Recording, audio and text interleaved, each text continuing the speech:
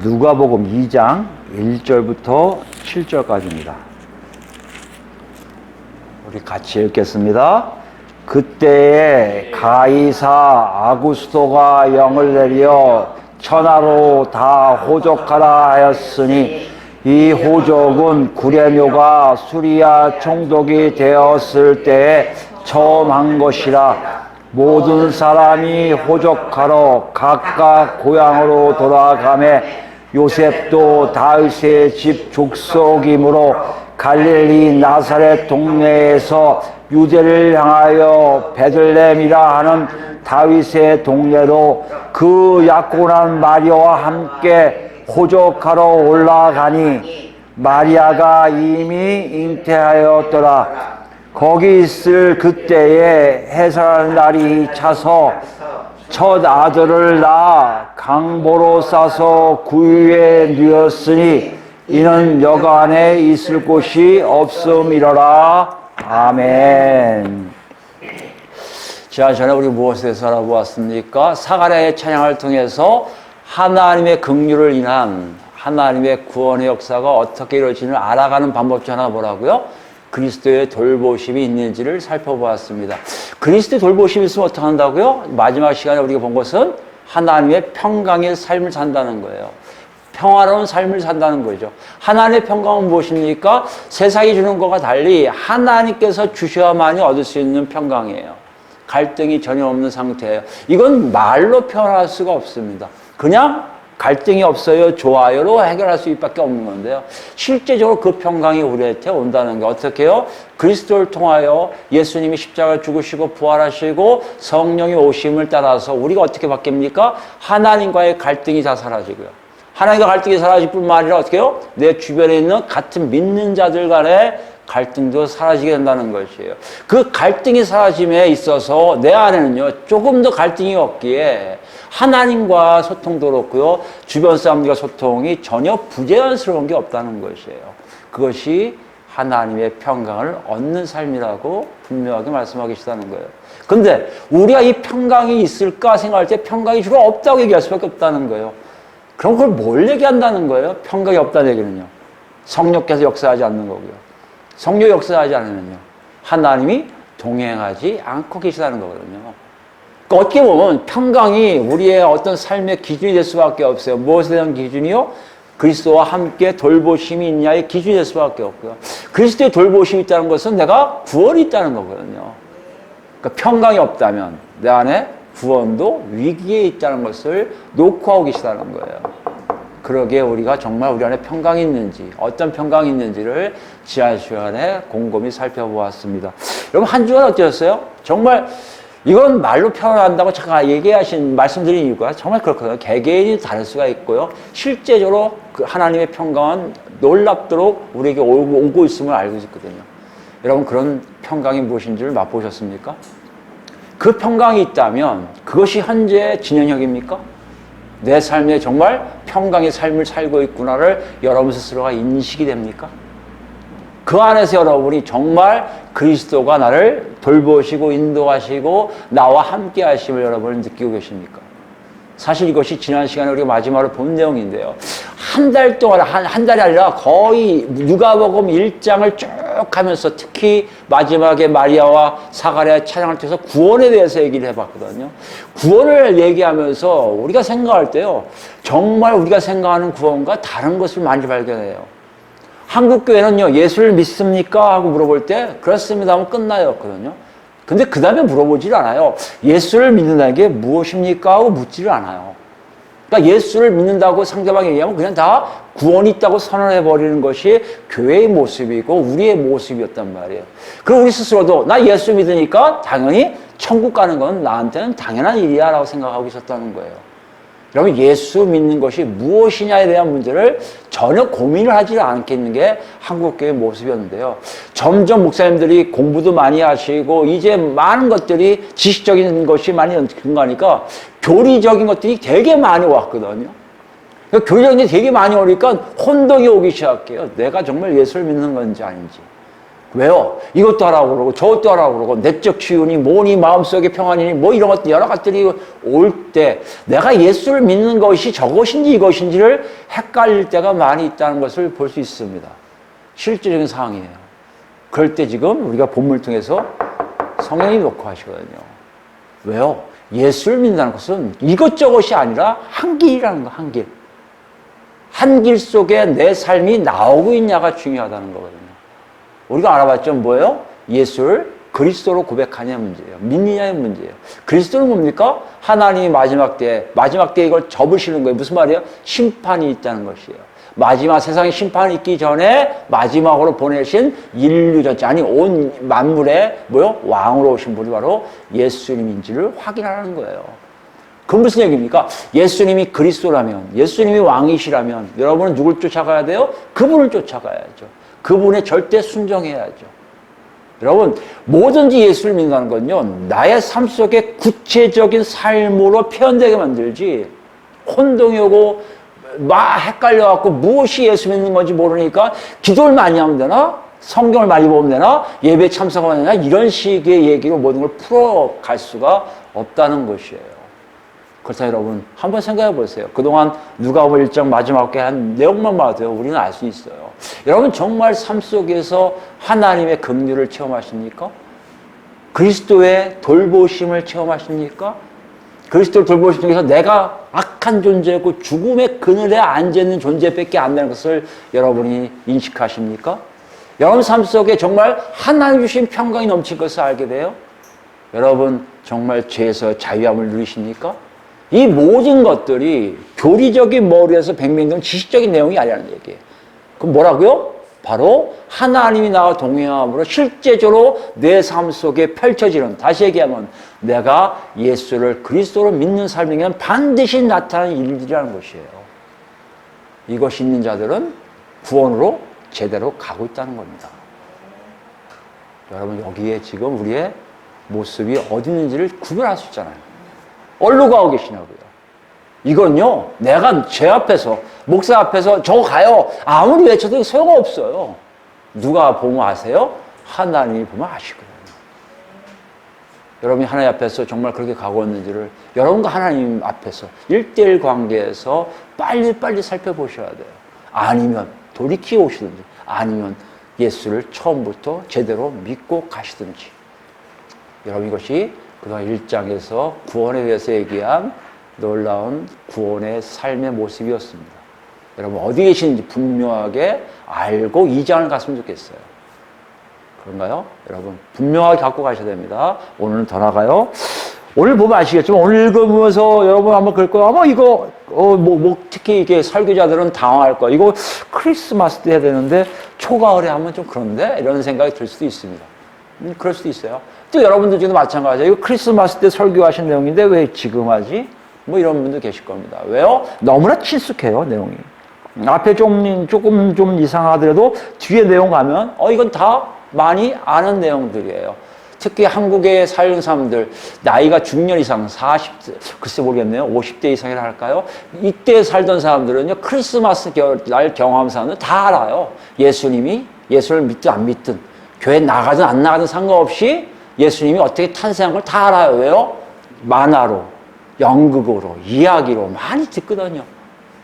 그래서 이 내용이 굉장히 낯설지가 않을 거예요. 처음 예수 믿는 사람들도요. 한국에서는요.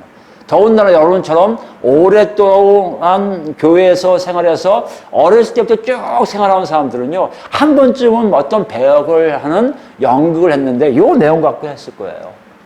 대부분 어떤 내용입니까, 여러분? 여러분 기억 속에 제가 눈 감아도 제가 생각나는 거, 저는 어렸을 때 교회 생활 안 했는데도 눈 감으면 생각나는 게 있어요. 추운 겨울에 만삭인 아내를 둔 남편이 눈을 두들겨 다녀요. 여인숙 여관에 막 두들겨 다녀요. 방이 있습니까? 방이 있습니까? 했더니 방이 없다고 그래요. 그죠? 어떻게 하면 좋아요? 막 하는데 마침 착한 여인숙 주인이 나와서 너희가 먹을 곳은 없는데 저기 동물이 있는 마구간인데 가서 할래? 잘래? 그래서 그것도 감사합니다 해서 그 안에서 예수님을 탄생했다는 그런 내용들을 우리가 기억할 거예요. 그리고 그것이 연상되고요. 그것이 연상된다 얘기는 무슨 얘기입니까? 오늘 본문 읽으면서 여러분은 여기서 누가가 얘기하고 싶은 내용이 아마 그쪽에 있을 거라고 미리 선입견을 갖고 출발한다는 것이에요. 그러다 보면 해석학자의 입장도 마찬가지고요. 설교자의 입장에서 가장 난해하게 돼요. 정말 그런가에 대한 내용이 전혀 다들 분석이 안 된 상태라 얘기해 보세요. 다 알고 있으니까. 이런 자세로 여러분이 듣거든요. 그런데 정말 그런가를 한번 생각할 필요가 있다는 것이에요.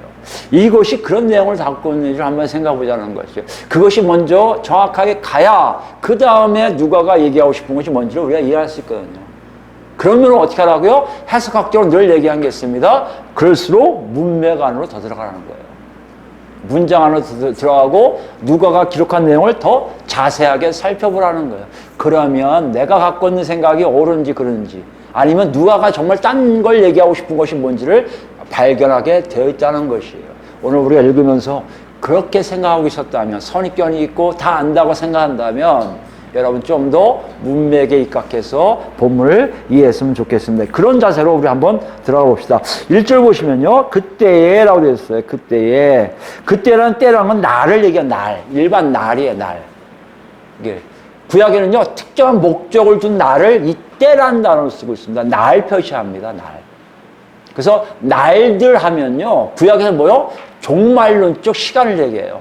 아까 얘기했죠. 종말론적이 뭐라고요? 하나님이 세상을 마지막 심판하는, 세상을 완전히 없애버리시는 새 하늘과 새 땅이 일어나기 전 단계, 그 과정 모든 걸 다 종말 시기라 한다면 그 시간대를 얘기하는 그때예요. 그때야 한다면 누가가 이걸 일부러 썼다 한다면 종말론적 시각으로 뭔가를 보고 있구나 알 수 있어요. 근데 재밌는 건요. 누가는 이걸 위해서 우리가 2장, 1장, 1장 80절 이렇게 나눴지만 사실 누가 보면은 그 절이 없어요. 숫자가 없어요. 그 바로 위에 뭐가 있냐. 이스라엘에 나타난 날이란 80절에 날이란 단어가 나오거든요. 이 날도 바로 이 때와 같은 단어예요. 그거와 연결시키고 있으면 볼 수 있어요. 뭘 얘기합니까? 세례 요한이 뭘 얘기해서 나와요? 종말론적 구원을 얘기하기서 나오거든요. 예수님이 오시는 것을 길을 예비하는 건데 뭐요? 종말론적 구원이란 말이에요. 그럼 지금 얘기가 그때라면요. 종말론적 시기에 종말론적 구원을 위해서 뭐가 일어나고 있음을 보여주고 있다는 것이에요. 그걸 정확하게 해서요. 헬라어 본문을 보면 여기 우리처럼 그때라고 하지 않고 좀 하나의 문장으로 되어 있어요. 어떻게 되냐면요. 그날들의 그때에 그것이 일어났다. 그것이 발생했다. 그것이 존재했다는 거예요. 그러니까 종말적 시기에 어떤 사건 하나가 크게 일어났음을 누가는 시작하고 있다는 것이에요. 그것이 어떤 사건인지를 설명한 것이 우리 다음에 가이사부터 나오는 얘기란 말이에요. 그 사건이 뭔지 나오는데 그 사건이 어떤 거와 연결된다고요? 종말론적 시기에 종말론적 구원과 관계되어 있음을 누가는 우리에게 보여주고 있다는 거예요. 그게 어떤 사건인가 볼까요? 가이사 아구스토라고 되어 있어요. 가이사 아구스토.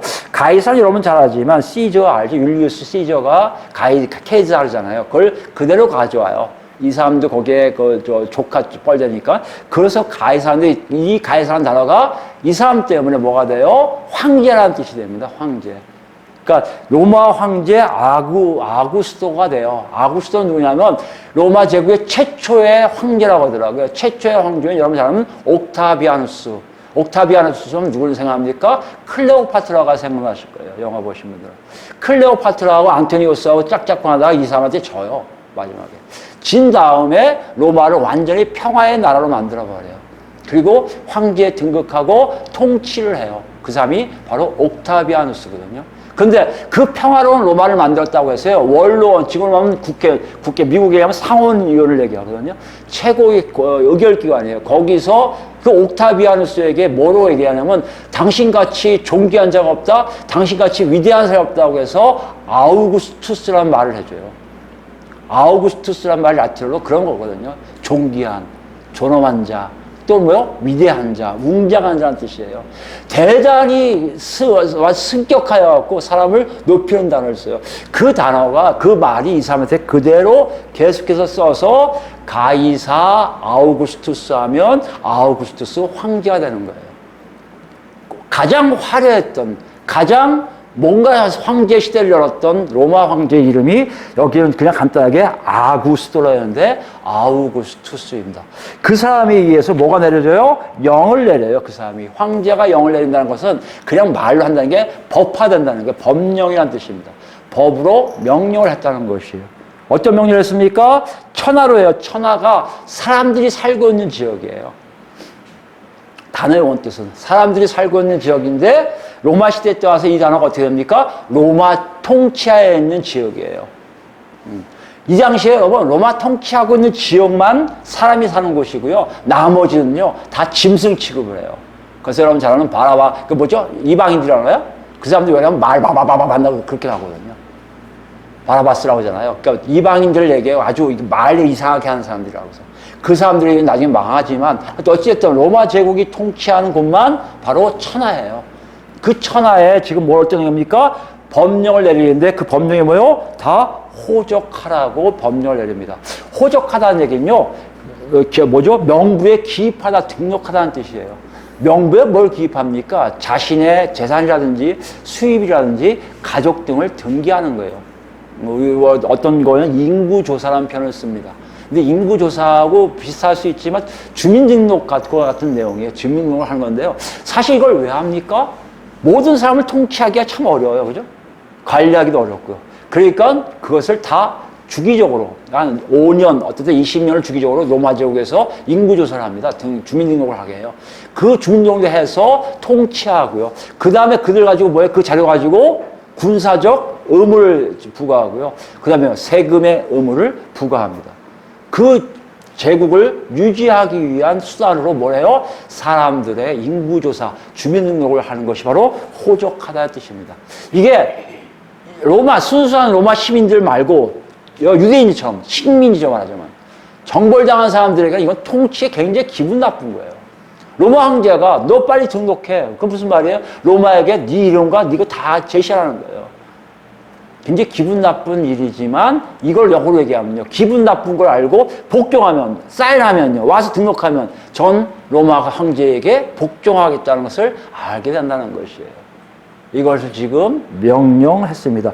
근데 여기 보면요. 군사와 조세의 의미가 있다 하는데요. 사실 이 당시 유대인들에게는 여러분 웬일인지 모르지만 율리어스 시저가 굉장히 유대인들을 좋게 평가해요. 그 옆에 집사가 바로 유대인이었거든요. 그 책략가가 유대인이었기 때문에 그런지 몰라도 굉장히 잘 봐서 군사적인 의무를 제거해요. 군대 안 가도 돼요, 유대인들은. 안 가는 대신에 조세 의무가 됐다고 볼 때 여기에 예수님 당시에 유대인들이 하는 건 뭐예요? 세금을 내기 위해서, 인두세죠. 머리에 나오는 인두세를 내기 위해서 등록을 하라고 명령이 떨어진 겁니다. 정말 그 뜻 떨어지면 어떻게 해요? 3절 보세요. 모든 사람이 호적하러 각각 고향으로 돌아가며 이렇게 됐어요. 여기 보면 고향으로 돌아간다는 얘기는 사실 유대인들에게만 허용된 얘기입니다. 실제적으로 그 당시 로마 제국의 사람들은요, 자기가 거주한 지역 가서 등록하면 됐단 말이에요. 근데 유대인들 풍습은 뭐 있어요? 원래 하나님의 명령에 의해서 인구조사를 하면요, 각 자손끼리 다 조상을 중심으로 자손끼리 다 하게 돼 있거든요. 그러니까 그들에 따라서 풍습에 따라서 고향으로 내려가게끔 다 유도를 한 거예요. 지금 거기에 생각해보면 그 당시 유대인들이 다 어떤 일을 합니까? 난리 났을 거예요. 자기 고향으로 다 가는 일들이 모든 그 지역에 막 펼쳐지고 있음을 우리에게 보여주고 있다는 것이죠. 그 중에 누가 있어요? 요셉이 있습니다. 4절 보시면요. 요셉도 다윗의 집 족속이므로 갈릴리 나사렛 동네에서 유대를 향하여 베들레헴이라 하는 다윗의 동네로 갑니다. 여기 보시면 요셉은 다윗의 집 후손이에요. 우리가 1장 27절에도 이미 다윗의 자손으로 되어 있단 말이에요. 여기서 다윗의 자손이니까 어디로 가야 돼요? 다윗이 고향인 다윗의 2세의 아버지가 살던 뭐요? 베들레헴이라는 곳을 가야 돼요. 여러분 갈릴리 나사렛 지방에서 베들레헴까지 가는 건요 학자들마다 좀 다른데 110에서 150까지의 길이더라고요. 킬로미터로요. 110에서 150km를 가야 되는 거예요. 걸어서요. 여러분 생각해 보시면 얼마큼 걸어야 되나요? 여기서 대전 정도 됩니까? 서울에서 대전 정도 되나요? 그 거리를 걸어가야 되는 거예요, 지금. 근데 혼자 갑니까? 아니에요.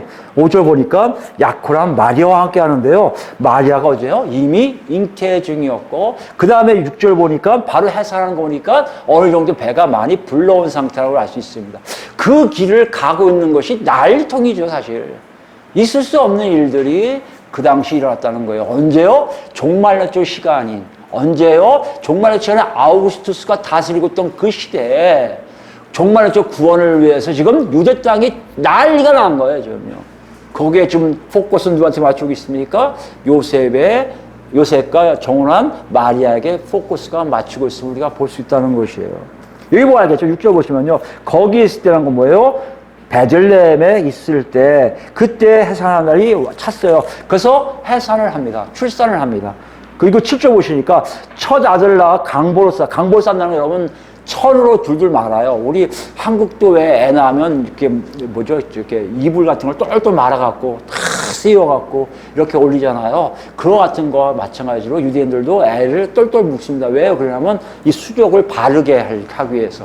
제대로 온전히 있게 하려고 똘똘 묶어요. 묶은 다음에 어디다 유냐면 특이하게도 구유가 뭡니까? 동물들의 먹이통이에요.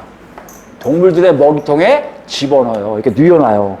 이는 여간에 있을 곳이 없음이로라. 여러분 이렇게 보시면 알겠지만 우리가 알고 있는 추운 겨울에 문 두드리면서 방 없어요, 방 없어요. 그런 분위기는 전혀 나오지가 않아요. 단지 뭐요?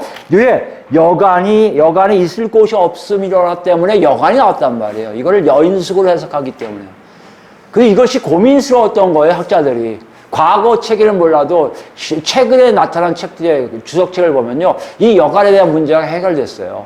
왜냐하면 여러분 아시겠지만 좀 나중에 우리 누가복음을 계속 하다 보면 알겠지만 누가복음 10장에 뭐 나옵니까? 선한 사마리아인이 나오거든요. 선한 사마리아인이 어떻게 합니까? 그 강도당한 유대인을 어디다 맡겨요? 주막에 맡긴다고 했잖아요. 근데 주막이 바로 여간이란 뜻이에요. 여인숙이란 뜻이에요. 그러니까 상업적인 여인숙의 단어가 이 단어가 아니에요. 그러니까 여기에 상업적인 여간일 가능성이 없다는 것이에요. 더군다나 베들레헴 곳이 그렇게 큰 도시가 아니에요. 큰 마을이 아니에요. 도로에 교통의 요충지도 아니에요. 그러니까 거기에 여간이 있을 턱이 별로 없다는 것이 학자들에게. 있어봤자 큰 여간 하나 겨우 있을까 말까? 아니면 그냥 일반적인 가정집만 계속 많은 곳이 베들레헴이라는 것이에요. 그렇게 보면 이 여간이라는 단어가 상업적인 여인숙 여간을 얘기하지는 않았을 것이라는 얘기예요. 그럼 뭘 얘기합니까? 이 단어의 뜻은요, 머무는 곳이에요. 그래서 어디에서는 손님방, 게스트룸이 돼요. 손님방이 없었다는 얘기예요. 그게 무슨 말이냐면요, 좀 가난한 동네, 가난한 마을에 집을 가면 일반적으로 베들레헴에 그렇게 살았으니까 방이 2개가 있고요. 가운데 마구간이 하나 있어요. 여긴 주인이 사는 집, 여긴 손님방이에요. 그래서 손님방에 들어가야 되는데 손님방이 없단 말이에요. 왜 없을까요? 다들 등록하러 왔으니까 베들레헴에 관련된 다윗의 가족들은 다 와 있는 거예요. 이미 어느 정도. 그러니까 그 사람들 다 찼으니까 갈 곳이 없는 거예요. 갈 곳이 없으니까 애는 낳아야 됐고, 어디로 가야 돼요? 마구간으로 들어갔고, 마구간에 있는 구유에다가 예수님을 말아서 뉘린 장면이 나왔다는 것이죠. 이렇게 보면 우리가 알고 있는 겨울에, 추운 겨울에 불을 떨면서 방 주세요, 방 주세요. 선한 여인숙 주인이 와서 여기 마구간에서 쓸래요? 이런 개념은 절대 아니라는 것이에요. 그럼 우리가 어떻게 한 겁니까? 위경이라고 했어요. 정경 말고 그냥 떠돌아다니는 많은 그 내용들. 그 내용이 어떤 것이 있습니까? 너무 막 만삭이 되어갖고 힘들어서 또 오는 도중에 동굴 안에 들어가서요. 출산했다는 기록도 나옵니다. 그래서 어디에는요, 자꾸 이 마구간을 동굴이라고 표현해요. 동굴과 같은 마구간이라는 표현을 자꾸 합니다. 그 위경을 참조를 했기 때문에. 그래서 여러분 아시겠지만 어디 동굴 같은 만들어 놓고 예수님하고 성모 마리아가 앉아있는 그 캐톨릭에 주로 한 그 장면도 나온 거 있어요. 동굴에서 나왔다는 얘기 있거든요. 그 모든 걸 다 아닌 가능성이 많다는 것이에요. 왜요? 정경이 아니라 성경이, 우리가 믿는 성경이 아니라 그냥 자료들에 의해서 떠도는 자료들을 가지고 참조했기 때문에요. 그러면 이걸 어떻게 할 수 있어요? 이건요, 이야기를 각색하기 위해서. 여러분 나중에 알겠지만, 목자들이 나올 때도 알겠지만, 크리스마스 자체도 겨울이 아닌데, 겨울을 상징화시킨 것도 있단 말이에요. 그 모든 것들이 이게 합해져서 애들한테 전해주기 딱 좋은 어떤 한 장면이 나오다 보니까 그렇게 각색되었다는 것이 학자들의 이 의견입니다. 저는 또 그것이 맞다고 생각하고요. 여러분 이렇게 생각해보면요, 오늘 내용은 그걸 얘기하는 게 아니에요. 그죠? 정말 고생하셨겠다. 아, 정말 그렇게 태어났구나. 이걸 얘기하는 게 아니에요. 그러면 분명히 누가의 의도가 있을 거 아닙니까? 누가가 뭘 얘기하려고 했을까? 분명한 게 있을 거 아니에요. 그걸 찾아내야죠.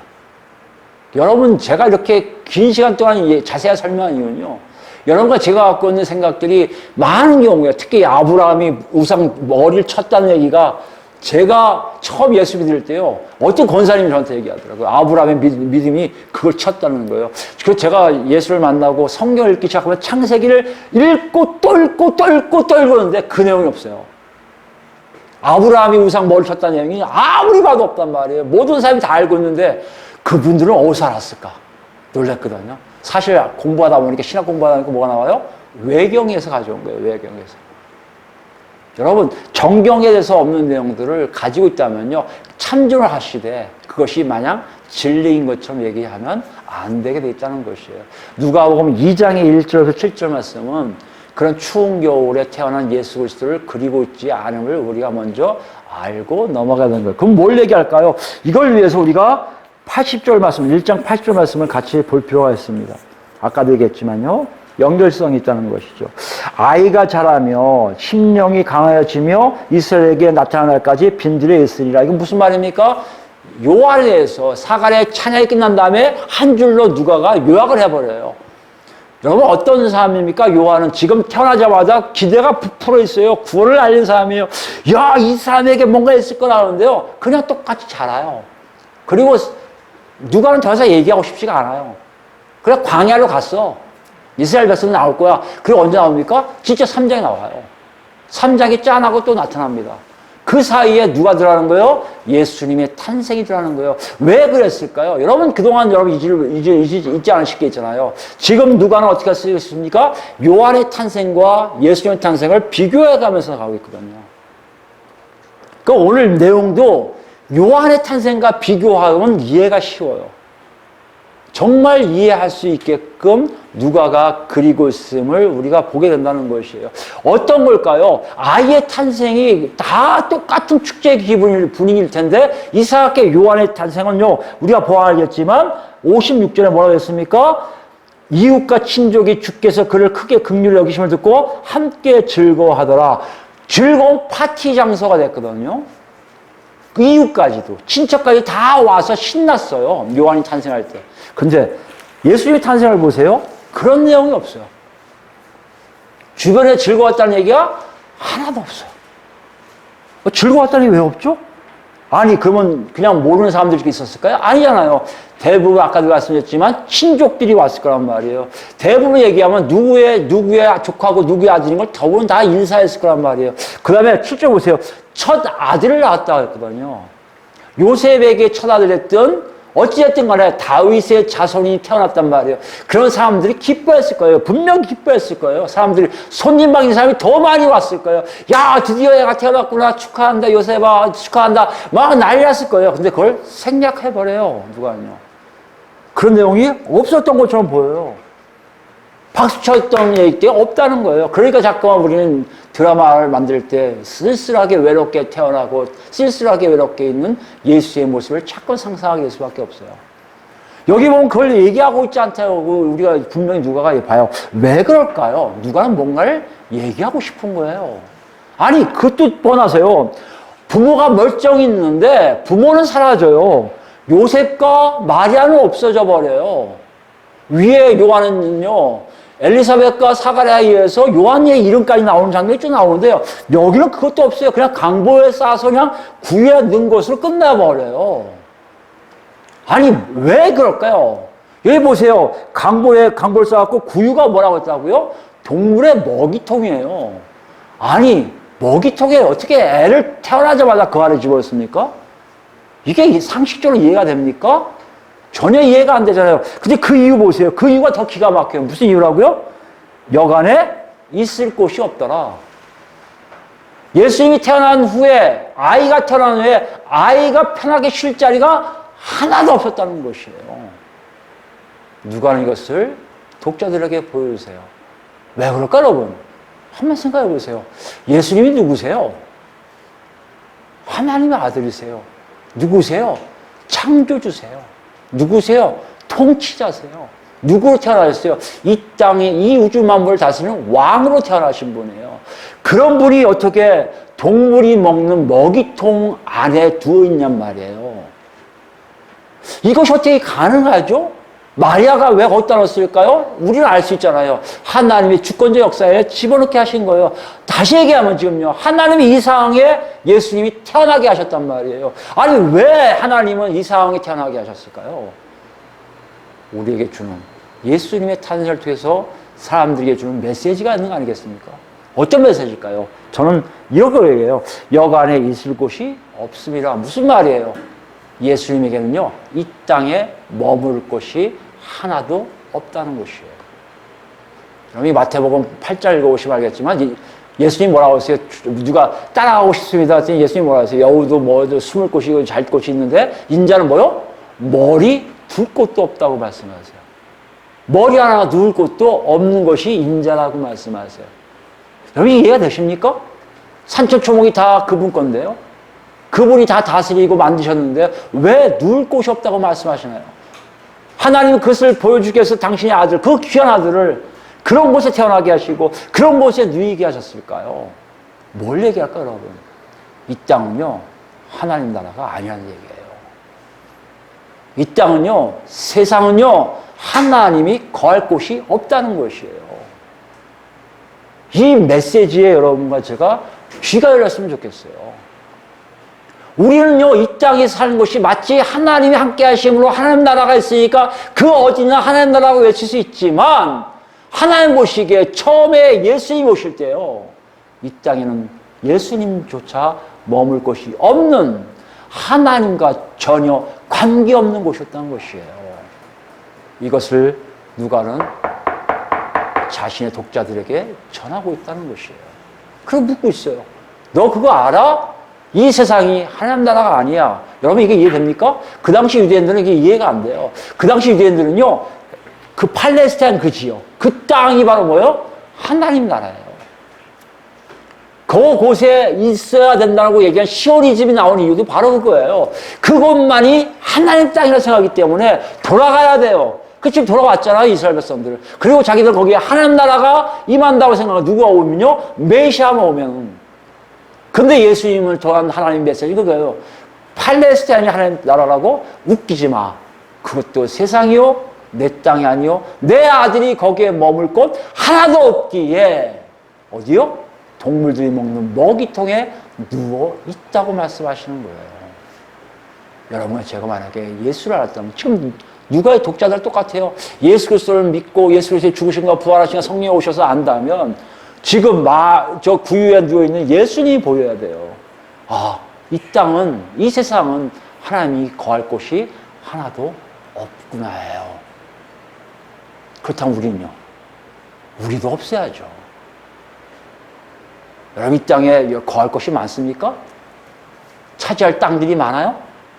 그런 거 아니에요. 착각하지 마세요. 내가 뭘 하면 이 땅에서 다 이 땅 것이, 교회들마다 부동산 투자하고 하는 게 이해가 안 가요. 그래서요.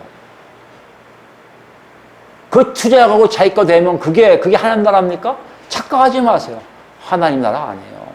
베드로 사도는 우리에게 뭐라고까지 얘기합니까? 예수 믿는 사람들 다 뭐라고요? 이 땅에서 왔다 가는 나그네라고 얘기해요.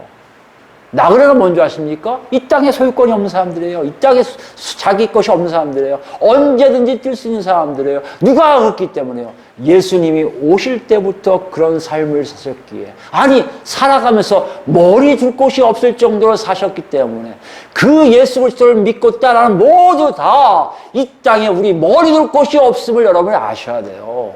무덤 사갖고 무덤에 들어가면 내 땅이지 착각하지 마세요. 화장, 그건 부활이 없지. 그런 목사들 많은데 죄송하지만 착각하지 마세요. 무덤 장사한다고 하나님이 기뻐한다. 착각하지 마세요. 내가 죽어서 묻힐 곳 그거 아무 의미 없어요. 왜요? 이 땅과 이 세상은 좀 있으면 다 없어져요. 하나님과 관계없는 것들 다 사라지는 것을 예수님의 탄생부터 보여주시는 거예요. 그래서 묘관에 있을 곳이 없어 말 먹이통, 소 먹이통인 구유에 누워있다는 것이에요. 여러분 거기에 지금 시선이 가고 계십니까? 그걸 보고 계십니까? 여러분 삶을 보세요. 똑같이 가셔야 돼요. 왜요? 예수님이 우리의 시작이시요 마지막이시거든요. 그분의 삶이 우리의 삶이거든요. 그것을 계속해서 우리가 가고 있는지를 보라고 지금 누가는 그렇게 놓고 하고 있다는 것이에요. 여러분, 예수님의 탄생은 거기에 굉장히 큰 의미가 있어요. 그런데 신기한 게 있어요. 아니, 그랬으면요, 좀 뭔가 좀 달리 그것만 자꾸 부각을 나타나는 얘기를 해야 되는데요. 그걸 얘기 안 하고요. 여러분 보셔야겠지만 1절부터 3절까지는요, 굉장히 웅장한 얘기가 주로 어디에 나옵니까? 로마 황제에게 있어요.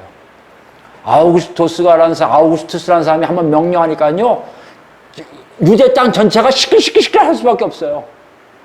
로마 황제가 누구길래요?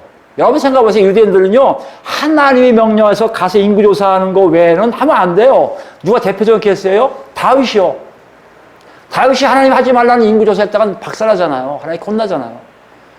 유대인들은 알아요. 이거는 곧 하나님 명령에 위반되는 얘기예요. 지금 인구조사 받는 거요, 옳지 않은 거예요. 여러분, 이때 아니지만요, 나중에 그 반란을 일으켜요. 또 하라고? 우리 못해. 반란을 일으켜요. 그만큼 유대인들에게 예민한 일인데요. 이상하게 아우구스투스의 명령 하나에 유대 땅 전체가 들썩들썩이면서 다 등록하러 지금 달라고 다 가고 있다는 것이에요. 뭘 얘기합니까? 세상의 흐름을 지금 보여주고 있어요. 세상의 기운을 보여주고 있어요. 세상의 권력이 어떤 것이 보여주고 있어요. 그걸 못을 박는 게 뭐예요? 2절 보세요. 이 호적은 구레네오가 수리아 총독이 되었을 때 처음 한 것이라고 됐어요. 여기 보시면 알겠지만 가이사 아구스토가 영을 내려서 호적하는 것으로 끝나야 되는데 왜 갑자기 구레네오라는 사람이 나옵니까? 수리아 총독하던 구레네오가 무슨 의미가 있냐는 거예요. 누가는 지금 뭘 얘기하고 싶은 거예요? 더 정확하게 얘기하고 싶은 거예요.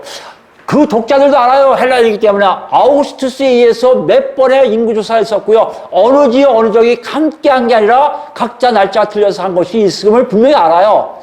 근데 누가는 더 못을 박는 거예요. 분명한 사실인 걸 얘기해요. 뭘 얘기하고 있습니까? 하나님의 역사 속에 뭐가 있다고요? 세상의 사건이 포함되어 있다는 것이에요. 거꾸로 생각하지 말라는 거예요. 세상의 사건 속에 하나님의 역사가 끼었겠지? 아니요. 하나님의 웅장한 계획 속에 세상 사람들은 모르지만 일어나고 있다는 것이에요. 여기 보면 알겠지만 구레네오가 수리로 총독했을 때 그 호적이 처음 한 거라고 됐어요. 이거 갖고 지금 학자들은 골머리하고 있습니다. 그러니까 우리도 골머리 알 필요 없어요. 학자들 보고 하라고 그래요. 왜요? 역사성을 지금 증명이 안 돼요. 구레네오가 있을 때는 예수님 탄생 이후인데, 한참 이후인데, 여기 보니까 예수 탄생 전에 돼 있거든요. 그러니까 그 의미에 대해서 좀 시끌시끌해요. 그 사람들 맡기고요. 우리는 뭐 해야 돼요? 분명히 그 독자들은 알았을 거예요. 구레네오 수리아 총독 있던 사람이 있을 때 했던 호적, 그 호적 사건 내가 알지. 나도 들었지. 그거 했지. 그때 예수님 나왔다고? 뭘 얘기합니까? 현실적인 얘기라는 거예요. 사실적인 얘기라는 거예요. 역사적 시간 안에서 뭐가요? 하나님의 역사가 흘러가고 있음을 보여주고 있다는 것이죠. 이 놀라운 모순, 이 역설적인 거예요. 무슨 얘기입니까? 하나님의 역사는 마치 동떨어져 있을 것 같잖아요. 여기서 떨어져 갖고 이것과 구별될 거 아니에요. 왜요? 세상은 하나님 것이 아니라 따로 하실 것 같잖아요. 근데 아니요. 하나님은요, 하나님 계획을 위해서 세상을 흔들고 계신 것을 보여주고 있다는 것이에요.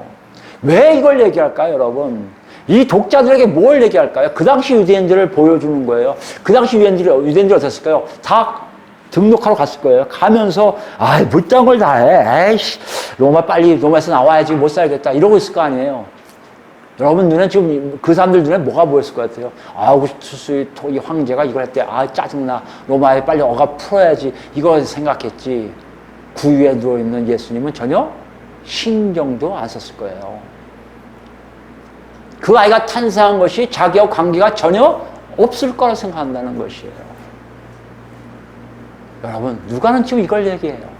너희들이 알고 있는 역사 사건을 봐봐. 그때 하나님이 어떤 일을 하고 있는지 니들이 본 거 있어? 예수님 탄생이 바로 그걸 얘기해요. 그렇다면 우리에게 그대로 얘기할 거 아니에요. 여러분, 세상의 흐름 속에 하나님의 역사가 분명히 있다 하시는데, 하나님의 역사 속에 세상이 흘러가고 있다고 하는데, 여러분, 세상이 흘러가는 것 중에서 하나님 뜻을 구별하려고 애쓰는 여러분이 있습니까? 여러분 정말 그 안에서 그 하나님 뜻을 보려고 조심스럽게 주님께 물어본 적 있습니까? 뭘 봐요? 세상이 이렇게 흘러간다고?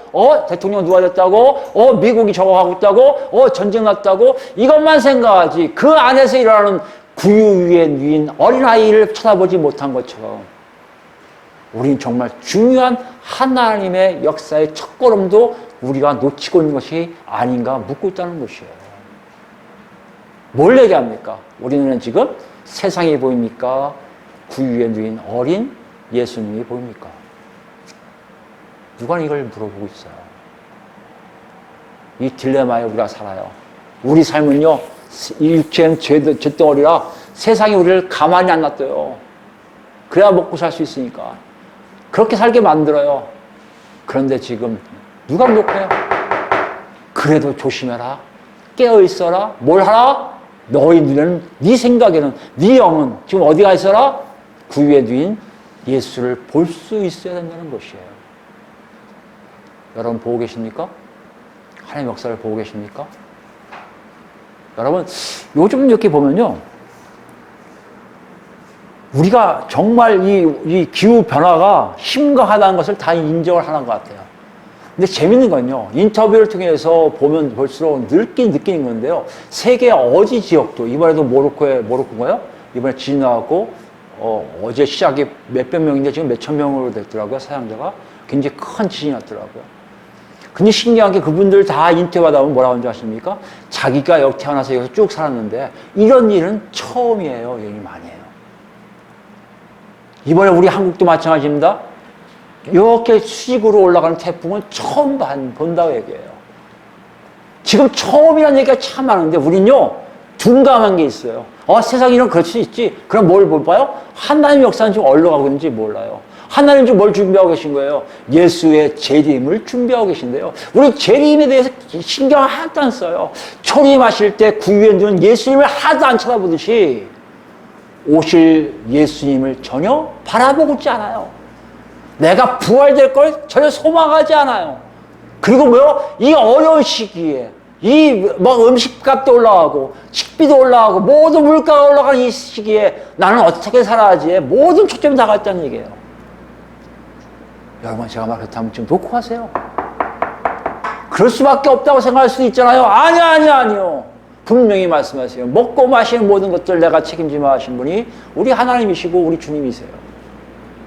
우리를 다스리는 왕이세요. 그 왕이 책임지지 않는데 우리는 그걸 못 믿어요. 내가 뭔가 해야지 먹고 살 수 있다고 생각해요. 내가 뭔가 안 하면 먹고 살 수 없다고 생각해요. 그리고 예수님이 재림 기다리지도 않아요. 왜요? 이 땅이 좋을 때가 많아요. 제일 많이 듣던 얘기. 옛날에 예수 믿기 전에 제일 많이 듣던 얘기가 여러분 들은 분 있습니까? 차라리 죽어도, 지옥도 살아있는 뭐라고 그러는데? 정확하게, 좀 기억이 안 나요. 이 얘기가 그래요. 천당보다 살아있는 지옥이 낫다는 거예요. 죽어서 가는 천국, 필요해? 지금 내가 살아있는 그 자체가 중요하다고 얘기를 해요. 인간이 갖고 있는 악함이에요. 인간이 갖고 있는 무지함이에요. 천국이 어떤 곳인지 모르면서, 천당, 그 사람들 편하게 얘기할게요. 그 사람들 천당이 뭔지 모르면서, 천당 가는 이 차라리 이 땅에서 오래 살고 싶다는 것이에요. 왜요? 지옥이 이 땅이 오히려 자기한테는 맞다는 거야, 구미가. 이게 여러분과 저는 알지 보란 얘기예요. 만약에 여러분이 그게 있다면요, 재림 필요 없어요. 부활 필요 없어요. 구유에 누인 예수님, 처음엔 나도 관심 있지 할 거예요, 여러분 중에. 그러나 지금 물어볼게요. 정말 재림에 관심 있습니까? 정말 하나님이 여러분 부활체로 덧입는 걸 관심 있습니까? 관심 없잖아요. 왜요? 이 땅이 좋거든요. 구레로 수리아 총독이 뭔가를 지시한 거 따라가는 게 더 편하거든요. 아우구스투스 명이 더 나한테는 직접적 영향이 있는 것처럼 생각하거든요. 여러분 그렇습니까? 지금 누가는 그걸 보라고 독자들에게, 우리에게 녹화하고 있다는 거예요. 여러분 왜 그럼 이런 일을 합니까? 우리 분명히 예수 그리스도를 통해서 구원받았다고 고백하잖아요. 예수님의 죽으심과 부활되심이 나한테 있어서 내가 살아있는 천국 백성이라고 얘기하잖아요. 그런데 왜 우리는 그게 없죠? 뭐가 잘못된 거예요? 제가 초두에 얘기했듯이 예수를 믿는 것을 몰라서 그래요. 예수 믿는 건요, 내 삶의 구체적인 표현들이 나오는 거예요. 구체적인 삶의 모습이 나오는 거예요. 이게 안 나오는데도 난 예수 믿는다 착각하고 있는 것이야 말이에요. 오늘 또 한 번 누가는 우리에게 경고선을 켜요. 구유에 누워있는 예수를 네가 보고 있니? 종말론적으로 네가 지금 예수님 오실 그 재림주를 기다리고 있니? 마지막 때에 하나님 하실 일들을 네가 기다리고 있니? 아니면 세상에 있는 모든 것들이 좋아서 거기엔 넋을 짓고 이러고 있니? 어디에 계십니까? 우리 히브리서 같이 볼까요? 히브리서를 보시면 13장입니다. 12절부터 볼까요? 13장 12절. 그러므로 예수도 자기 피로써 백성을 거룩하게 하려고 성문 밖에서 고난을 받으셨느니라. 예수님이 십자가에 박히신 것을 성문 밖에, 그러니까 희생제로, 희생제물로 박혀있음을 보여주고 있어요. 이 의미가 뭐라고요? 백성들을 거룩하게 하려고. 백성들을 거룩하게 한다는 게 무슨 말입니까? 하나님 백성답게 만들기 위해서요. 예수를 믿는 것은요, 하나님 백성답게 만드는 작업에 들어가 있음을 얘기해요. 여러분이 하나님의 거룩함이 뭔지를 조금씩 맛보고 있음을 얘기해요. 자기는 잘 안 봤는데 점점 구유에 누워 있었던 예수 그리스도의 아기 예수 그리스도가 보이기 시작해요. 자기는 모르는데요, 종말이 오고 있음을 자기도 알게 된다는 것이에요.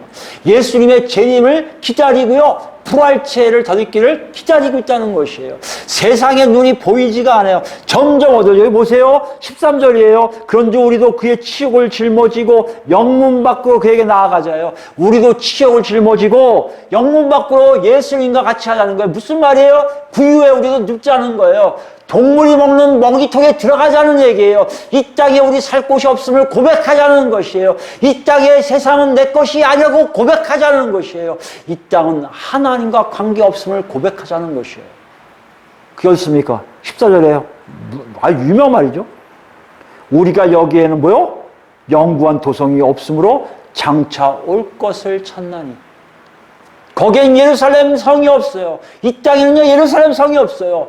예루살렘 성은 뭡니까? 완전한 회복이에요. 그래서 새 예루살렘이 내려오는 것을 기다린다는 것이에요. 이게 히브리인들 초점에서 얘기하는 거예요. 우리로 얘기하면 뭐요? 새 하늘과 새 땅이 와 영원히 다스리시는 하나님을 만나는 그 순간을 우리가 기다려야 된다는 것이에요. 여기는요, 우리가 살 곳이 아니에요. 여기는요, 잠시 살다 가는 곳이에요. 아무리 오래 살아도 120년 다 떠난 세상이에요. 영원히 사는 하나님과 함께하는 그것으로 가기 위해서, 예수님 우리를 데려가기 위해서 오셨다면 우리는 그것을 향해 가고 있어야 한다는 것이에요. 그러므로 15절입니다. 우리는 예수로 말미암아 항상 찬송의 제사를 하나님께 드리자. 이는 그 이름을 증언하는 입술의 열매니라. 어떻게 하라고요? 예수로 말미암아 찬송의 제사를 하나님께. 무슨 말이에요? 예수님 통해서요, 찬양 드리는 거예요. 예수하고 동행해 보니까요, 어디 있든지 간에 하나님을 찬양할 수밖에 없어요. 내가 비록 몸이 약하고 몸이 가진 거 없고 이 땅의 삶이 힘들어도요, 동행하시는 하나님이 있기에, 평강을 주시는 하나님이 있기에, 성령이 나와 함께 하시기에 뭐요? 그 하나님을 찬양한다는 것이에요. 찬양이 뭡니까? 높이는 거예요. 높이니 뭡니까? 그분을 인정하는 거예요. 그분을 인정하는 게 뭡니까? 내가 그분 앞에 낙자 엎드리는 거예요. 여러분, 그러고 있냐고 지금 묻고 있는 거예요, 누가는. 그게 예수님 오심에 대한 모습을 표현하면서 전하는 메시지라는 얘기예요. 우리 어디 있습니까? 정말 이러고 있어요? 이게 예수 믿는 거예요. 그렇다면 여러분, 정말 구유에 누인 아기 예수가 여러분 눈에 보이기 시작할 거예요. 시작이 바로 저 점이었다면, 내가 거듭났을 때 시작점이 저거예요. 이 땅에서 내가 구할 곳이 없다. 나는 오직 하늘나라에 가야 된다. 요 한 목표를 가지고 살 수밖에 없다는 거예요. 그거 가지고 여러분이 모든 걸 다 포기할 수가 있어요. 이 땅에 주어진 거, 이 땅에 갖고 있는 모든 걸 다 포기할 수 있어요. 왜요? 이 땅은 내 것이 아니라. 내가 갖고 있는 뭐 하겠습니까? 건물 가지고 여러분 천국 갈 수 있다고요? 농담 삼아서 금을 싣고 딱 가서 얘기했대요.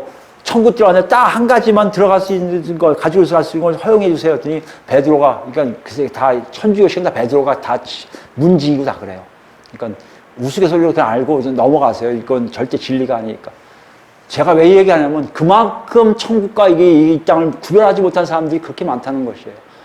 그 뭐라고 하는 줄 아세요? 베드로가? 그래, 한 가지만 가져와라. 이 사람이 뭘 가져왔겠어요? 금을 하나 가득 싣고 왔다는 거 아니에요. 그때 베드로가 뭐라는 줄 아세요? 이 답답한 놈 아스팔트 들고 간다 그러는 거예요. 왜요? 천국은 뭐로 됐습니까? 금으로 됐다는 거 아니에요. 우리가 그만큼 천국을 몰라요. 이 땅 것에 소중한 걸 다 가져가는 게 천국인 줄 알아요. 그렇게 설교하는 목사님, 그렇게 설교하는 교수들 있더라고요. 저는 놀랐어요. 그런 거 보고요. 아니, 이 땅에 최고가 어디 있습니까? 이 땅에 제일 좋은 게 어디 있습니까? 여러분과 가족관계가 제일 아니요, 가보세요. 하나님과 관계 때문에 가족관계 중요하지 않아요. 제일 중요한 뭐예요? 하나님과 동행하고 있는 그 자체의 삶이란 말이에요. 지금 예수님이 그 시작을 보여주세요. 여러분 어디 계십니까? 시작하고 계세요? 잘 오셨어요? 청함을 잘 받으셨어요? 택함을 가셔야죠. 어떻게 할 수 있어요? 지금 그래야죠. 정신 바짝 차리고 있어야죠. 내가 쉴 곳이 어디야? 내가 누릴 곳이 어디야? 이거 찾을 때가 아니란 말이에요. 예수님 언제 오시는지, 내가 어떻게 부활될지, 내가 하나님 백성답게 사는 것이 뭔지를 여러분이 똑바로 정신 차리고 봐야죠. 마지막 로마서 볼까요? 로마서 13장에 그걸 얘기해요. 똑같이 13장이네요. 11절입니다. 로마서 13장 11절. 또한 너희가 이 시기를 알거니와 자다가 깰 때가 벌써 되었으니. 보세요. 시기를 알아요, 너희가. 여러분, 현상적인 내용 가지고 우리가 시기를 분별할 수 있다? 있어요. 정확하게 지목할 수 있다? 그럴 수는 없어요. 그러나 우리에게 뭘 얘기하세요?